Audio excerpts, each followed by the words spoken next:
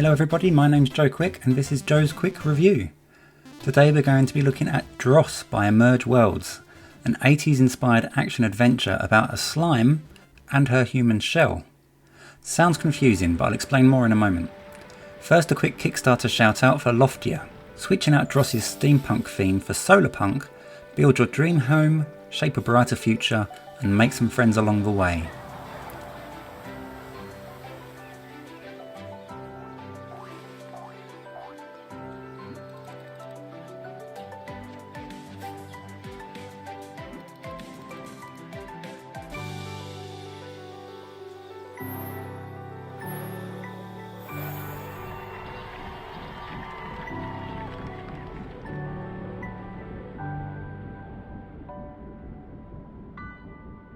That's Loftia by Cloud with a Q Games. Cloud Games. It's already 200% funded in its second day, so it's obviously popular. Link below if you want to check that one out. And don't forget to join me next time as I review Koa and the Five Pirates of Mara, swapping out Dros's dark, grungy feel for a much more relaxed summer vibe. Relaxed, that is, providing I don't leave the beach.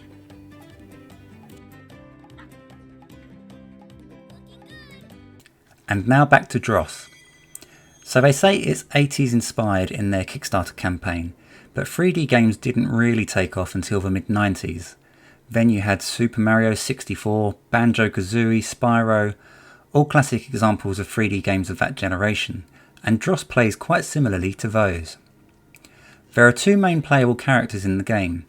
Captain, he looks like a knight and he knows how to fight. He's introduced to us as a bounty hunter on a quest to obtain the alchemist's flute, but I suspect there's more to his story.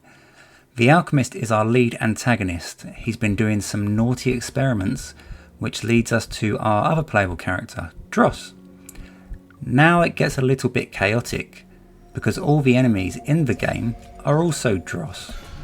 To save any confusion, we call ours Little Dros. She is a slime thing. We don't really know much about her at the minute, except that there's lots of Dros in the world, seemingly created by the alchemist, and they require a shell to survive. So Captain gets cornered by the alchemist in the first 5 minutes and ends up in a pretty rough state, which is where he meets Dros. Dros decides to use Captain as her shell, and just like that, a friendship is born. Is it a friendship? That's a bit of a grey area as it's out of necessity. Dros actually latches onto Captain in order to survive, so it's more of a symbiotic relationship than a friendship at the moment. If you're a Marvel fan, that's Brock and Venom, or if you're an anime fan, that's Shinichi and Migi, and 50 other examples I can't think of right now. However, the game plays a bit more like a boy and his blob, as little Dros can detach from your back, and you need to use each character's skills and abilities to solve different problems. Also, little Dros isn't quite as terrifying as the previously mentioned symbiotes. She hops on the captain's shoulder looking like an adorable little backpack. In fact, I can't stop comparing her to Mike Wazowski from Monsters Inc. Mike Wazowski. The game is a nice combination of puzzles, action and stealth, and I've only played the first 3 levels, so I feel that it has a lot more to offer. It encourages exploration. Throughout the levels there are lots of secrets and hidden areas. There are targets and achievements to complete at the end of the level to give yourself an added challenge. And if you're into speedruns, then you can even add a timer on the screen, which is a nice touch. The puzzles are enough to get your brain working, but not so hard you'll blow a fuse. The action element is a little basic at the minute, but we do have some epic boss battles lined up, which I am looking forward to. And the stealth play is like most stealth games, where the only sound you hear is your heart beating as you sneak around corners and hide behind boxes, being unnecessarily quiet in the fear they might hear you through the microphone in your control. Another thing worth mentioning is the comedy installed throughout the game and its story, often overlooked in game development. Between the conversations, the cutscenes, the lore and those moments of conflict, you will find little pieces of humour to remind you of the light-hearted, fun and free world the developers have made for you to explore.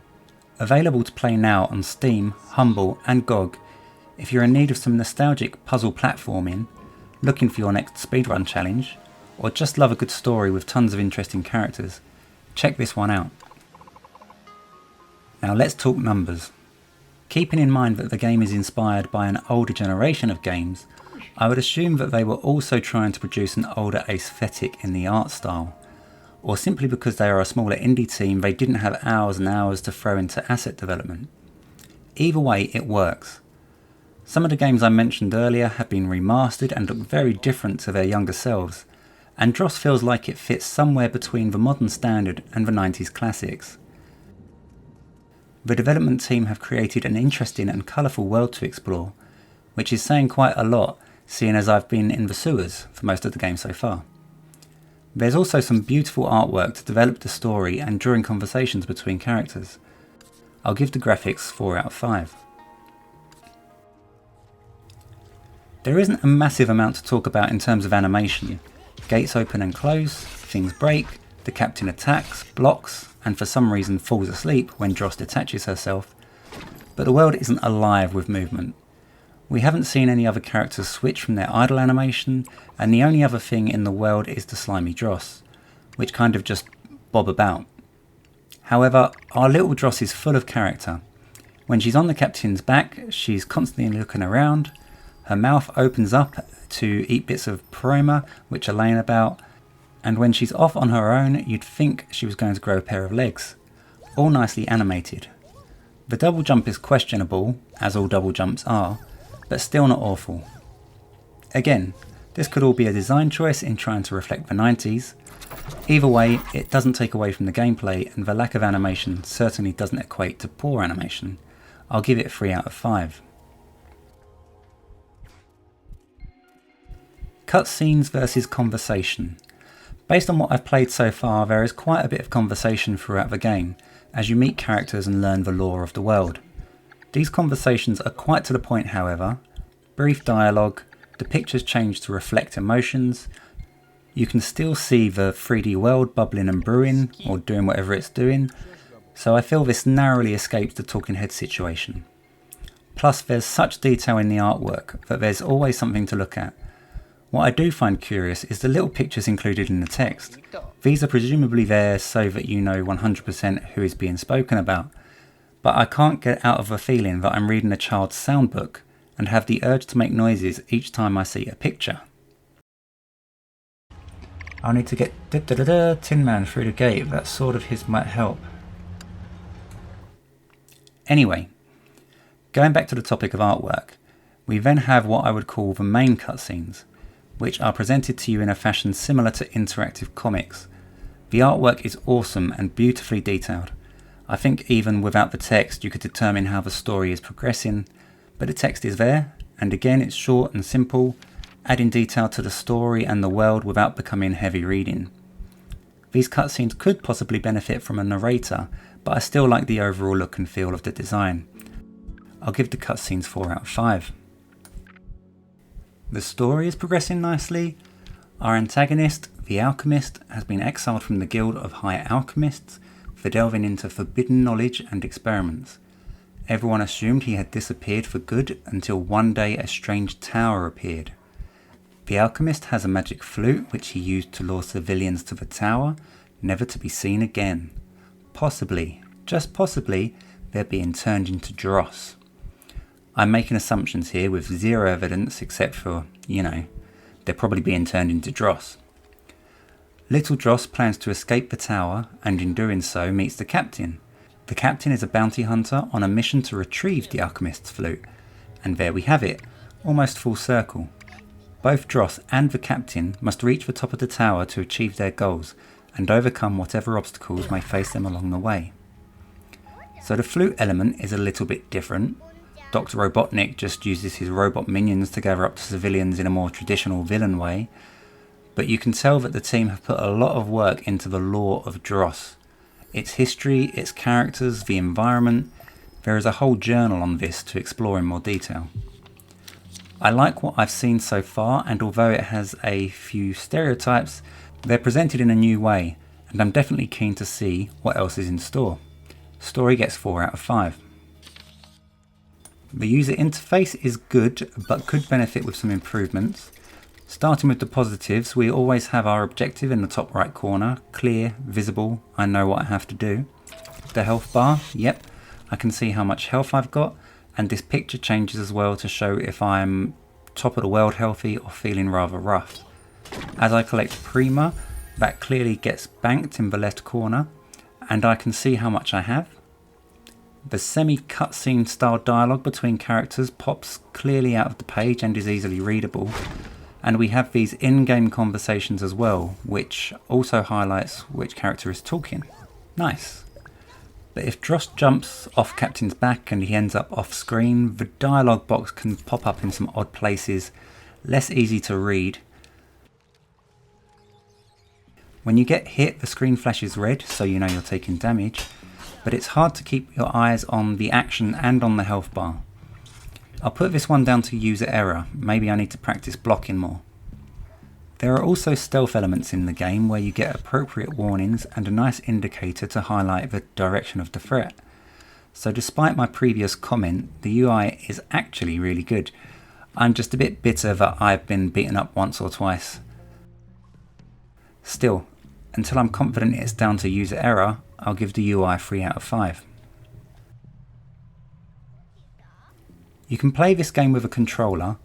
You can also play it with the keyboard and mouse. Word of advice, don't. You use the keyboard to move around and the mouse to rotate the screen, and it's really impossible to play, at least in the early stages of the game. It might improve as the world opens up a bit and you're less reliant on rotating the screen, but I would strongly recommend playing with a controller, as do the developers. The controller works nicely. Left stick to move, right stick to rotate, a fairly consistent button setup for the genre. Dros moves at quite a pace which can make things a little more challenging, or a bit more fun depending on your perspective, as the controls are quite sensitive in response.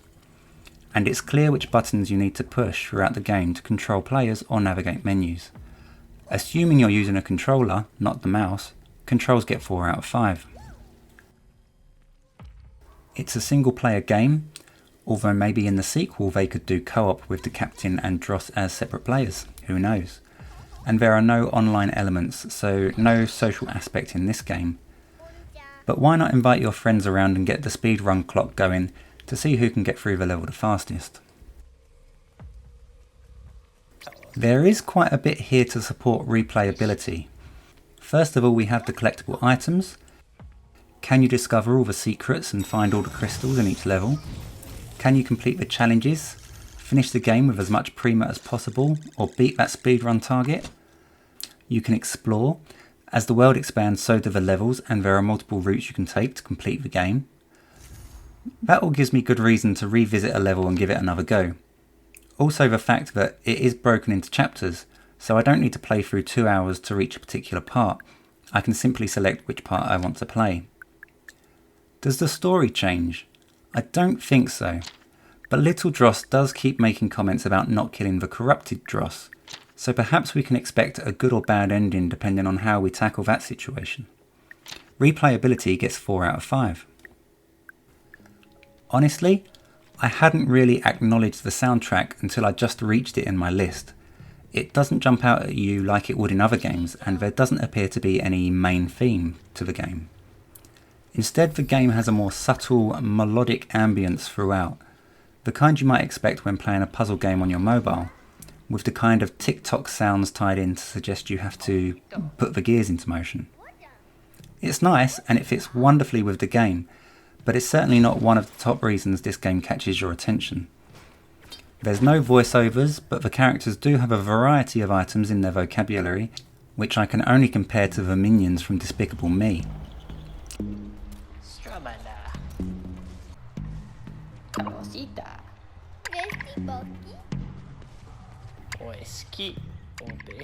Whether this was intended as part of the humour or not, I don't know, but it certainly has put a smile on my face at times and makes a nice change from some of the more generic conversational tones. The remaining sound effects, swish, bash, crash and so on, all tie in nicely, so I'll give the soundtrack 3 out of 5. You can make some basic adjustments to the graphics, audio and gameplay elements, such as camera speed and controller vibration, but configurability is limited to just that. There is no difficulty setting and the game runs at a medium to fast pace depending on whether it's an action stealth sequence or a puzzle to solve. Hopefully the developers will review some of these features, as it would be a shame not to give the game a wider audience, but for now accessibility gets 1 out of 5. So that's it for Dros by Emerge Worlds. I do really like it, I do recommend it, and if you want to see more you can check out my Let's Play video in the link below. But why not give it a try yourself?